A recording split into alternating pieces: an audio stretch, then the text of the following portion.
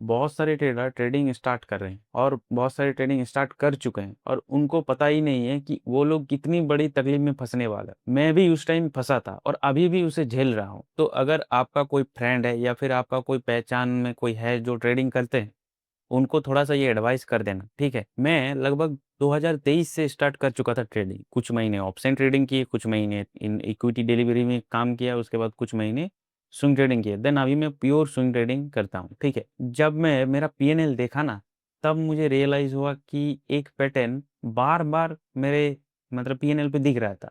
Then मुझे पता चला कि ये गलती है सारे लोग कर रहे हैं, या फिर मैं भी कर रहा था। सभी लोग करते हैं स्टार्टिंग टाइम में, वो जाने या अनजाने में करते ही है।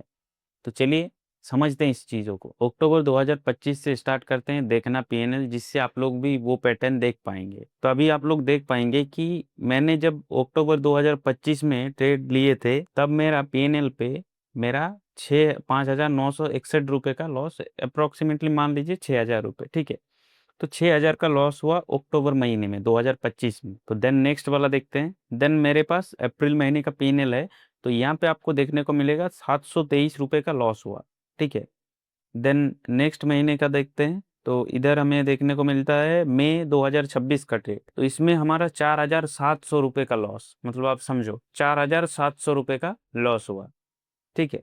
उसके बाद फिर से और दिखाता हूँ जून 2026। तो जब मेरा जून 2026 आया, तब से मेरा पीएनएल में जब मेरा लॉस हो रहा है, तो लगभग आपका टोटल कैपिटल मान मेरा है 1,80,000। तो मैं 2 लाख के हिसाब से मैं रिस्क टू रिवॉर्ड फॉलो करता हूँ।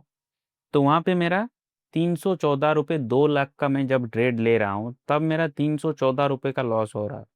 मतलब अब आप लोग समझो कि कितना रिस्क टू रिवॉर्ड को मैं मतलब फॉलो कर रहा हूँ, जिसकी वजह से एकदम कम से कम लॉस हो। इस तरीके से मैंने इसको डिज़ाइन किया है पूरा रिस्क मैनेजमेंट को। मेरा मैंने समझ लिए थे कि अगर मैं उतने बड़े बड़े लॉस लूँगा, 4,000 5,000 6,000 करके इतने बड़े बड़े लॉस लूँगा, तो मैं जब प्रॉफिट आएगा तो उसको कवर करने में ही, मेरा सारा लॉस कवर करने में ही सारा टाइम खत्म हो जाएगा और मुझे कोई भी प्रॉफिट नहीं दिखेगा। मतलब कभी लॉस होगा, कभी कॉस्ट टू कॉस्ट होगा, कभी लॉस होगा, कॉस्ट टू कॉस्ट होगा, प्रॉफिट की ओर जाएगा ही नहीं। तो इस वजह से मैं बोल रहा हूँ कि इस वजह से मैंने रिस्क मैनेजमेंट को फॉलो किया और इस तरीके से मेरा धीरे धीरे सही होने लगा। उसके बाद और एक महीना मैं दिखाता हूँ, जिससे और आपको आइडिया आएगा।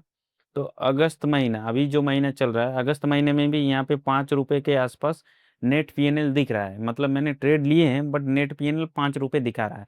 मतलब मैंने इतना ही रिस्क मैनेजमेंट को धीरे धीरे इतना ही फॉलो करना स्टार्ट किए, सही करना स्टार्ट किए। जब मुझे लॉस होता था तो मुझे 4,000 5,000 का दे रहा था मैं हर महीने, और जब प्रॉफिट हो रहा था तो लगभग मेरा 1,000 रुपये 2,000 रुपये इस तरीके से आ रहा था। और जब मेरा पीएनएल जब मैं चेक कर रहा था, तो मुझे एक अनवांटेड चीज़ देखने को मिला, वो है मेरा पीएनएल में लॉस। वो मुझे कुछ समझ में ही नहीं आ रहा था कि इतना बड़े बड़े लॉस क्यों हो रहा है, ठीक है। मैंने रिस्क मैनेजमेंट के ऊपर बहुत सारी किताबें पढ़े, जैसे मार्क माइनर विनी का है trade like a stock market wizard. उसके बाद और एक बुक है, उसको भी मैंने पढ़ा। देन मुझे रिस्क मैनेजमेंट के बारे में पता चला। अगर आपको भी वो सारा रिस्क मैनेजमेंट के बारे में पता करना है, तो मैंने डेडिकेटेड वीडियो बना के रखा है। तो इन वीडियोज़ को आप लोग एक बार चेकआउट कर लेना। तो ये वीडियोज़ ऑलरेडी मैंने डाल के रखा है, जिससे आप लोगों को मतलब पैसा लॉस नहीं होगा। आप कॉस्ट टू कॉस्ट में रहेंगे बट लॉस नहीं होगा। मेन ध्यान आपका रखना होगा, सबसे बड़ा सोच ये होता है कि आप प्रॉफिट तो छोड़ जाओ, लॉस भी लेना बंद करो। मतलब आप कॉस्ट टू कॉस्ट में जैसे रहो उस तरीके से रहना की कोशिश करो। मैं लगभग अभी तक 6-7 महीना हो गया।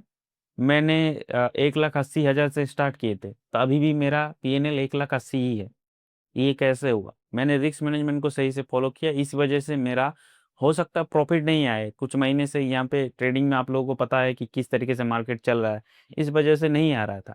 बट मैंने जब सोचा कि मैं इस टाइम अगर मेरा लॉस छोटा रहेगा खराब मार्केट में, तब जब अच्छा मार्केट आएगा तब मेरा प्रॉफिट तो हो सकता है और भी बढ़ेगा। लॉस नहीं होगा फिर बढ़ेगा, और लॉस नहीं होगा तो प्रॉफिट आएगा, तब उसको तो मैं बचा के ही रख पाऊंगा ना। तो इसलिए लॉस को सबसे छोटा रखो। मैंने पिछले कुछ सालों से बहुत कुछ झेला, बहुत कुछ समझा। देन मुझे 20,000 रुपये, मैंने 1,80,000 हो चुका है मेरा, 2 लाख के आसपास कैपिटल था। तो जब मेरा 1,80,000 कैपिटल आया, तब मैंने दिमाग में सोच लिया था कि मुझे रिस्क मैनेजमेंट के बारे में सारा कुछ जानना है। तो जब मैंने सारा कुछ चीज़ों को अप्लाई किए तो रिजल्ट आपके सामने है कि मैंने जितने भी चीज़ें किया उसके बाद मुझे हर महीने लॉस नहीं हुआ, कॉस्ट टू कॉस्ट में ही मैं खड़ा रहा। और जब मेरा लॉस हो रहा था तब मैंने उस चीज़ को ध्यान दिया कि मैं अगर 5,000 लॉस कर रहा हूँ और जब मेरा प्रॉफिट हो रहा है तो 2,000 3,000 के आसपास आ रहा है, लॉस हो रहा है 6,000, तो ये तो मेरा रिस्क टू रिवार्ड और रिस्क मैनेजमेंट सही से हो नहीं रहा है मुझे लग रहा था। देन मैंने बुक को परचेज किया, देन सारा कुछ क्लियर हो गया।